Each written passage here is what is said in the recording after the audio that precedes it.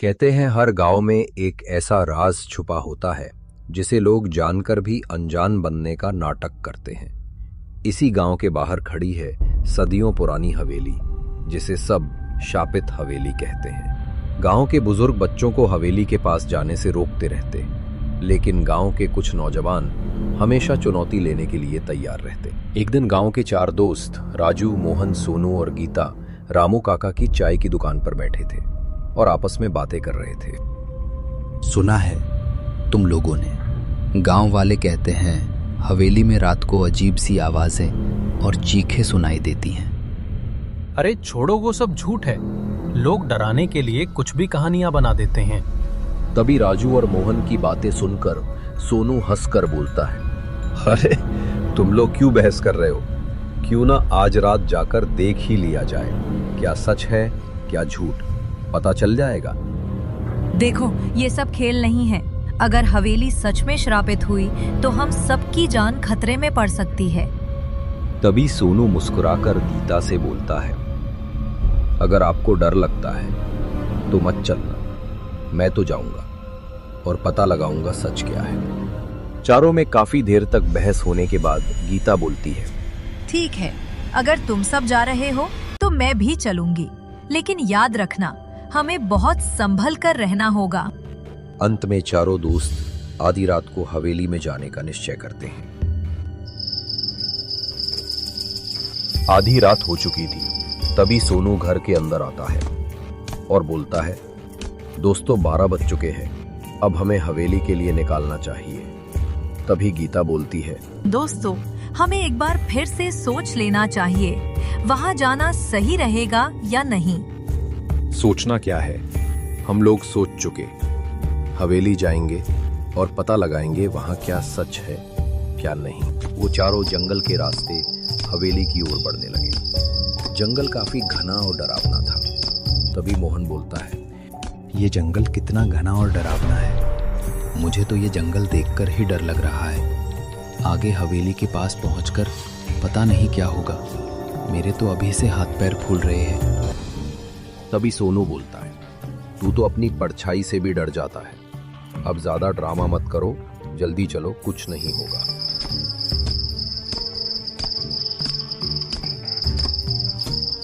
फिर वो चारों हवेली के पास पहुंच जाते हैं। तभी गीता की नजर हवेली पर पड़ती है।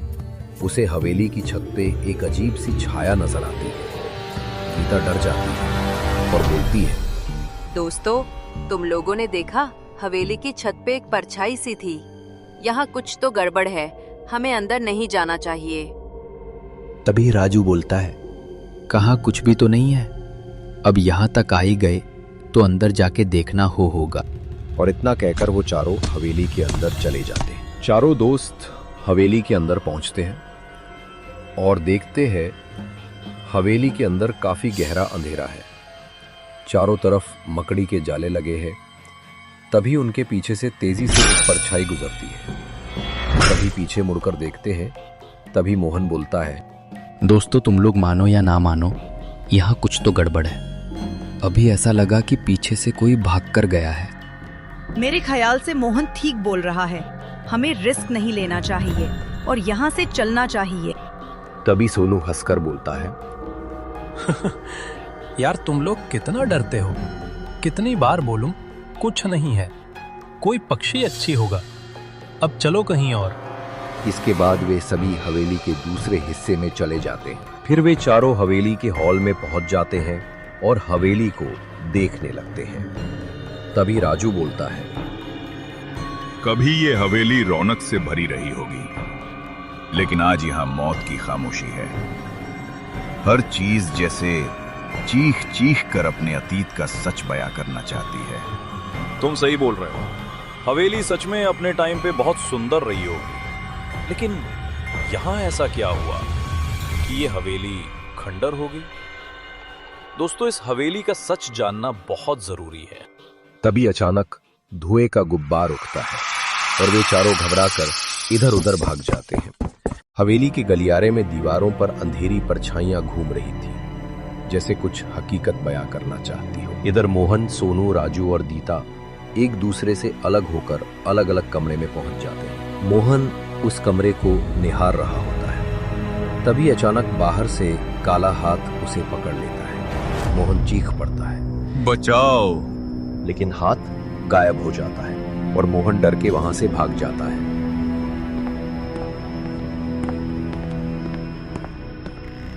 इधर सोनू कमरे में देखता काफी घना अंधेरा होता है। तभी अंदर से बच्चे के रोने की आवाज आती है। तभी अचानक दरवाजा खुलता है। अंदर एक कंकाल खड़ा था जो धीरे धीरे हंसने लगा। सोनू का चेहरा सफेद पड़ जाता है और सोनू डरकर वहां से भाग जाता है। राजू तहखाने के कमरे में जैसे ही जाता है, एक ठंडी हंसी गूंजती है। आ गए तुम सब, मरोगे, कोई जिंदा नहीं बचेगा। तभी राजू घबरा कर बोलता है, कौन है? राजू घबरा जाता है और वो भी वहां से भाग जाता है।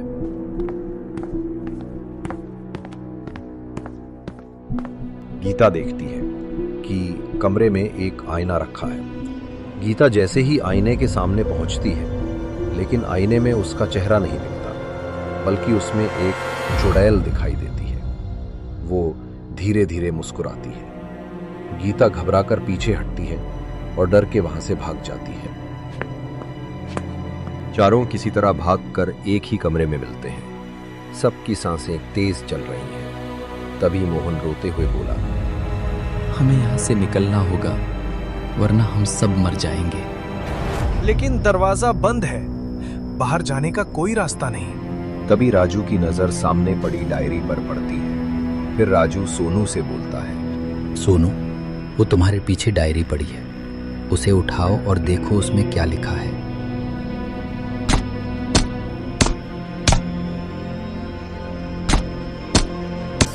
सोनू डायरी खोलता है और देखता है उसमें लिखा है, ये हवेली श्रापित है। श्राप तोड़ने के लिए हवेली के तहखाने में रखा हुआ तांत्रिक का दीपक जलाना होगा, तभी आत्मा मुक्त होगी और हवेली का दरवाजा खुलेगा। तो फिर हमें तहखाने में जाना होगा। फिर वे चारों हवेली के गुप्त रास्ते से तहखाने की ओर बढ़ते हैं। हवेली अपने राज खुद खोल रही थी, जैसे चाहती हो कि कोई उसे देखे और उसके भीतर छुपे डर को जिए। चारों धीरे धीरे सीढ़ियां उतरते हैं। नीचे का माहौल सड़ा गला, बदबूदार और भयानक था। तहखाने में चारों ओर कंकाल पड़े थे, जैसे कोई यहां आता हो और वो फिर कभी वापस नहीं जा पाता हो। तभी अचानक उनके सामने एक चुड़ैल प्रकट हुई। उसका चेहरा जला हुआ, आंखें लाल, बाल बिखरे और बोलती है, तुम सब भी मेरी तरह यही मरोगे। कोई इस श्राप से नहीं बच सकता। मोहन चीखता है, बचाओ! सोनू कांपता है, लेकिन राजू हाथ में लोहे की छड़ी लेकर आत्मा की ओर बढ़ता है और बोलता है, हमें दीपक चाहिए। वो कहाँ है? रजनी जोर से चीखती है और तहखाना हिलने लगता है और वो चुड़ैल जैसे ही राजू पर हमला करने की कोशिश करती है, गीता भागकर दीपक जला देती है। श्राप टूट जाता है और वो चुड़ैल एक औरत में बदल जाती है। ये देखकर वे चारों दंग रह जाते हैं। फिर राजू उससे पूछता है, आप कौन हो? मैं इस हवेली की मालकिन रजनी हूँ। मेरे पति ने लालच में आकर तांत्रिक से सौदा किया और पूरी हवेली को श्रापित कर दिया। अब मेरी आत्मा यही भटकती है जब तक कोई सच्चाई को बाहर नहीं लाता। तुम लोगों ने अपनी जान की परवाह ना करते हुए इस हवेली को श्राप से मुक्त कर दिया। अब तुम लोगों को कोई खतरा नहीं है। इतना कहकर रजनी की आत्मा वहां से गायब हो जाती है।